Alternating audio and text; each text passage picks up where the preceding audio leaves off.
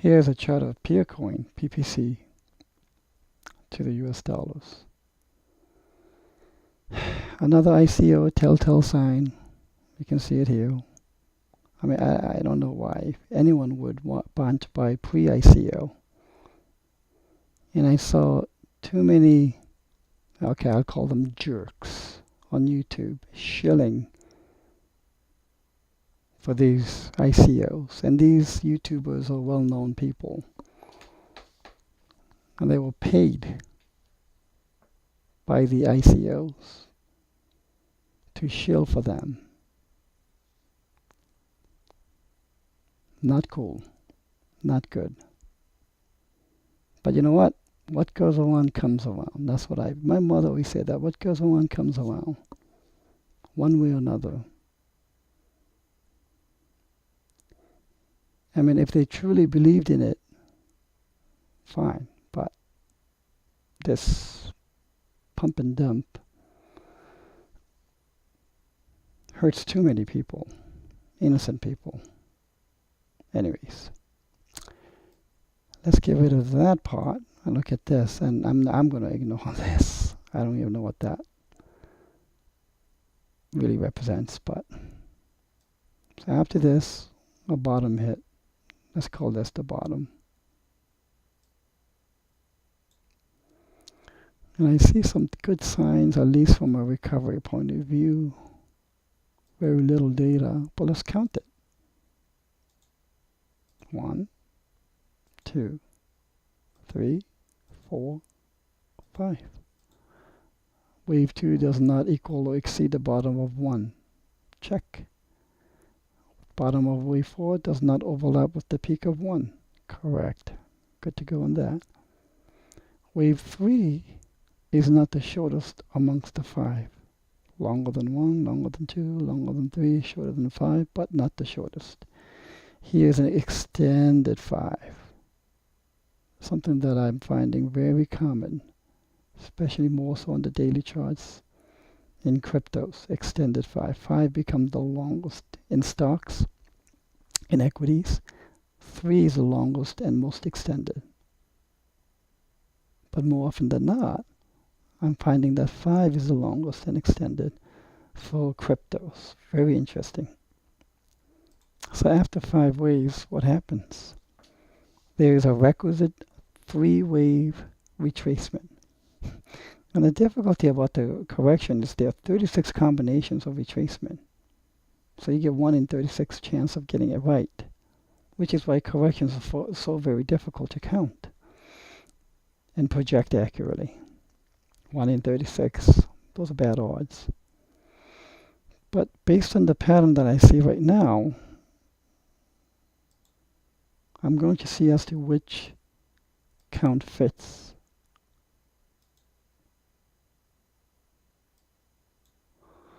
You might ask, why didn't I label this 5? Higher than here, so that should be 5. The reason is because it looks too A, B, C wave-ish. Wave 5 should be 1, 2, 3, 4, 5. Okay? So it looks too wave-ish, and I'm going to, there you go, blow it up a little bit, zoom in. Same thing with here. This is very 3-wave-ish, 3-ish. So if there is a 3-wave requisite retrace, what kind of a retrace could it be? I'm going to call this A, B, C. When B is higher than the prior peak, and when C is lower than A, it's called an expanded flat correction. 3, 3, A, B, 1, 2, 3, 4, 5. Okay. In stocks, expanded flats are not common at all. Again, another attribute, a personality attribute of cryptos that is different from the equities. Expanded flats are more common. Very, very interesting. Every time I count more and more cryptos on 88 waves, I find unique nuances of its personality. So if C is done, if C is done, then we need to see from here 1, 2, 3, 4, an impulsive wave up. We need to see an impulse here, a miniature impulse of 1, ABC, and the onset of 3 when you get a higher high here. That's impulsive. Then you can be pretty confident that C is done. These 5 waves make up the subwave of a higher level, higher degree wave 1. 1, 2, 3, 4, 5. Extend that fifth.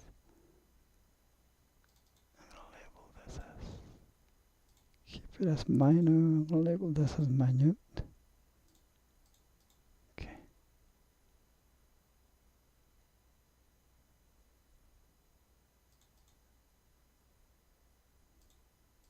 No lines. Okay, good.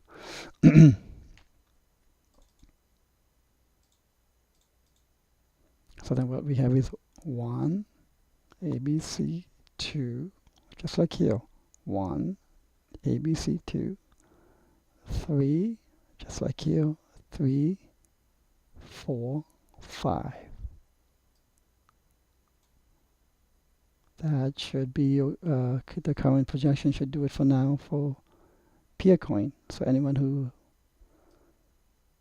was hurt here, there might be some light at the end of the tunnel.